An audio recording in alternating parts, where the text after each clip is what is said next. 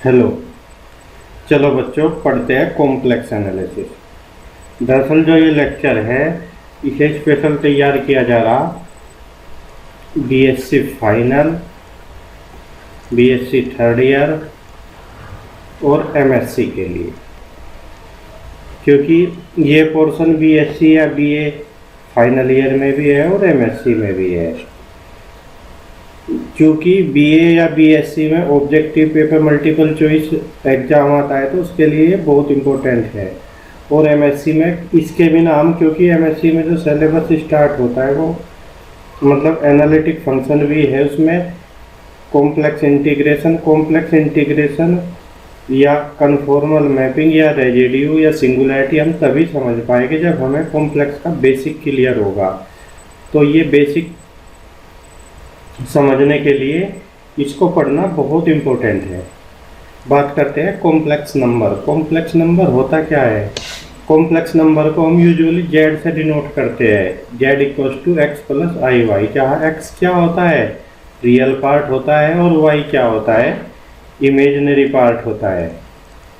अब देखो, अगर हम बात करें ज्योमेट्रिकली सी है क्या? ऐसे है, ये रियल एक्सिस होता है, ये इमेजिनरी एक्सिस होता है। Real part of Z, imaginary part of Z. ठीक है। अब तुम सोचते होगे कि ऐसा तो आर क्रॉस आर भी होता है। अगर हम ज्योमेट्रिकली बात करें तो आर क्रॉस आर और सी एक जैसे नज़र आएंगे, बट ये सेम नहीं होते।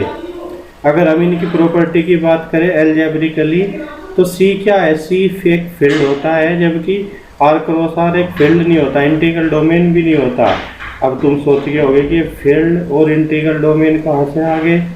इसीलिए तो कहता हूँ कि थोड़ा सा ध्यान से पढ़ा करो। बीएससी सेकेंड ईयर में तुमने खूब पढ़े थे ट्यूशन में, अब भूल गए।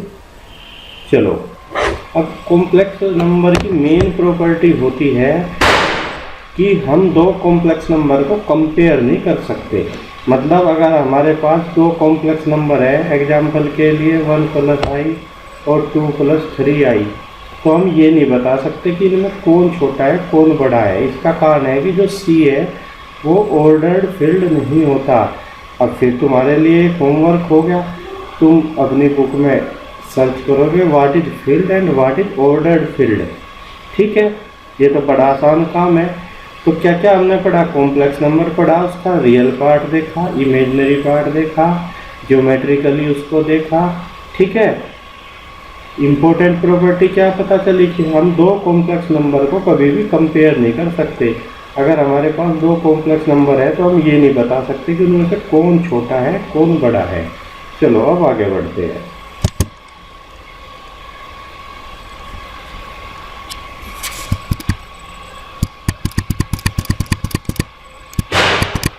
ऑपरेशन ऑन कॉम्प्लेक्स नंबर, वहाँ कौन कौन से ऑपरेशन लगते हैं? Addition, subtraction, multiplication. ये सब ऐसे ही है जैसे तुम यूजुअली मल्टीप्लाई करते हो, घटाते हो। ठीक है।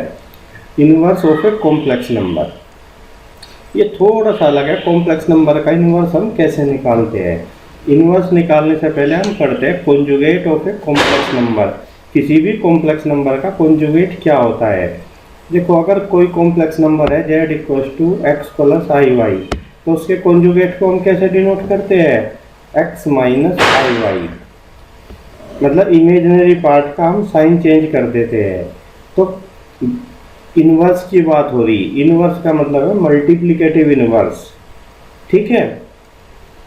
तो इनवर्स क्या हो जाएगा किसी भी कॉम्प्लेक्स नंबर का? 1/z। तो हम क्या करेंगे? इसके कॉन्जुगेट से ऊपर नीचे मल्टीप्लाई कर दी, जेड बार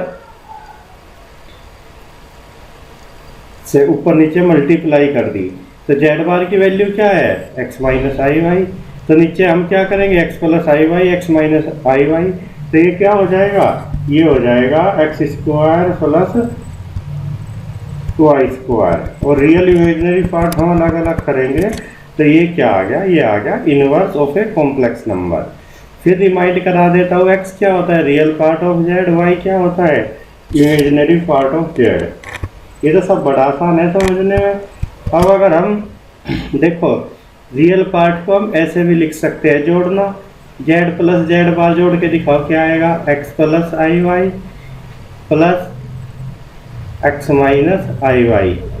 अब ये कट जाएगा, ये क्या आ गया, 2x equals to z plus z bar, तो x इक्वल्स टू कितना आ गया, z plus z bar upon 2। तो रियल पार्ट क्या होता है, जेड और जेड बार की टर्म में Z plus z bar upon 2, imaginary part क्या होता है, तो भी ऐसे निकाल सकते हैं। अब थोड़ा इंपॉर्टेंट कॉन्सेप्ट है absolute value of complex number. Complex number की एब्सोल्यूट वैल्यू क्या होती है, चलो तुम्हारे याद होगा absolute value of a real number. Real number की एब्सोल्यूट वैल्यू कैसे निकालते थे हम, अगर कहीं भी ध्यान से पढ़ा होगा तो रियल नंबर की एब्सोल्यूट वैल्यू होती है x, कब,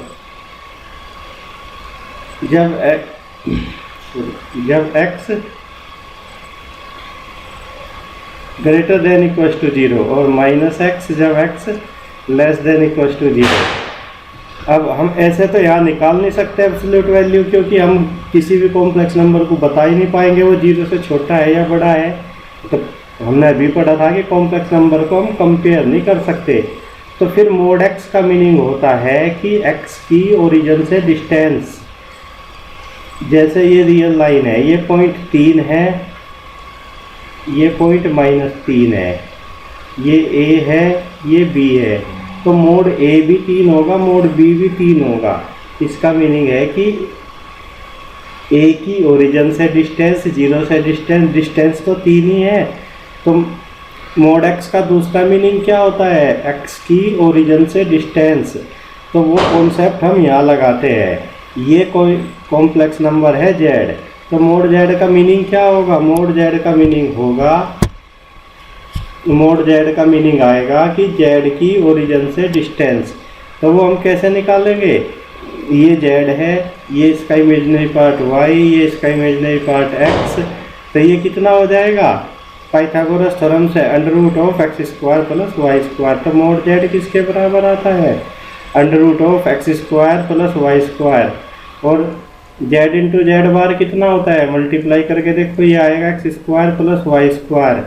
तो हम मोड z² को किसके बराबर कह सकते हैं, z इंटू जेड बार। ये कई जगह कॉम्प्लेक्स में डायरेक्ट यूज होता है।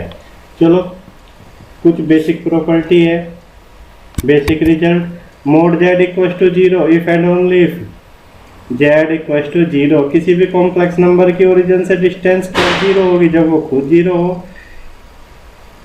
किसी भी कॉम्प्लेक्स नंबर के रियल पार्ट का मोड क्या होता है, उसके मोड से छोटा ही। ये कॉन्जुगेट का और कॉम्प्लेक्स नंबर का मोड सेम होता है, मल्टीप्लिकेशन में ये अलग अलग हो जाते हैं, ठीक है, एडिशन में भी ये सब हो जाते हैं, ठीक है, ये सब अलग अलग हो जाते हैं। एक मेन प्रॉपर्टी क्या आती है, वो आती है कि mod of z1 plus z2 less than equal to होता है mod of z1 plus mod of z2, और mod of z1 minus z2 greater than equal to होता है mod of z1 minus mod of z2। देखो ये अक्सर तुम्हारे याद रहती है, ठीक है, तो बस मन में इतना बैठा लो कि जैसे ही साइन चेंज होगा ये भी यहाँ से इनइक्वालिटी भी चेंज हो जाएगी, ठीक है। चलो आगे बढ़ते हैं, इतना समझ में आया सबके। चलो ये क्वेश्चन मतलब ये ऑब्जेक्टिव एग्जाम में, मल्टीपल चॉइस एग्जाम में कहीं भी आ सकता है, ये नेट में भी पूछा गया। ये कह रहा कि जो ये लिखा हुआ है mod of z-1 upon z+1 less than 1, इसका मीनिंग क्या है। तो हम चूँकि अभी हमने मोड की प्रॉपर्टी देखी, इसको अलग अलग कर लेंगे ऊपर नीचे। z की वैल्यू लिखेंगे x plus i Y, real part एक जगह कर लिया x-1 plus i Y x, ठीक है। अब क्या करा हमने, इसको इधर ले आए और दोनों साइड का हमने क्या करा, स्क्वायर कर दिया, ठीक है। तो इसका स्क्वायर खुल के ये आ जाएगा, इसका ये आ जाएगा, और हम जब मतलब कैंसिलेशन लगाएंगे तो आएगा x ग्रेटर देन 0। इसका मीनिंग क्या है कि real part of greater than 0। तो या तो ऐसे कह लो या ऐसे कह लो। देखो ये मतलब बस क्वेश्चन को एक बार शुरू करने की देर है, हो जाएगा, ठीक है। ये प्रॉपर्टी में बता दी, geometrical interpretation of complex number. किसी भी कॉम्प्लेक्स नंबर का ज्योमेट्रिकल इंटरप्रिटेशन क्या होता है। देखो हम क्या कर सकते हैं, मान लिया कोई कॉम्प्लेक्स नंबर है जेड, ठीक है, ये क्या है, ये उसका इमेजिनरी पार्ट है, ये क्या है उसका रियल पार्ट है, और ये क्या है, ये डिस्टेंस मोड जेड होती है, ये एंगल क्या होता है थीटा। तो हम x को कैसे लिख सकते हैं, इसे हम क्या कह सकते हैं, मोड जेड को, मोड जेड को हम r भी कह सकते हैं। तो देखो ज्योमेट्री से हम क्या लिख सकते हैं, x को लिख सकते हैं हम x बराबर r cos थीटा। ये तो सब याद होगा कैसे लिखते थे, तो इंटर में यूज कर लेते हैं। y को कैसे लिख सकते हैं हम, r sin थीटा, ठीक है। X square plus y square कितना आ जाएगा, ये आ जाएगा आर स्क्वायर। तो आर किसके बराबर आ गया, आर बराबर आ गया under root of x square plus y square, और ये किसके बराबर होता है, मोड जेड, ठीक है। तो ये होता है geometrical interpretation of a complex number. चलो ये आर्गुमेंट आ गया। चलो अब हम अगला इंपॉर्टेंट कॉन्सेप्ट पढ़ते हैं, आर्ग्यूमेंट। आर्ग्यूमेंट होता क्या है, आर्ग्यूमेंट मैं बताता हूँ क्या होता है, इसमें लिखा नहीं क्या।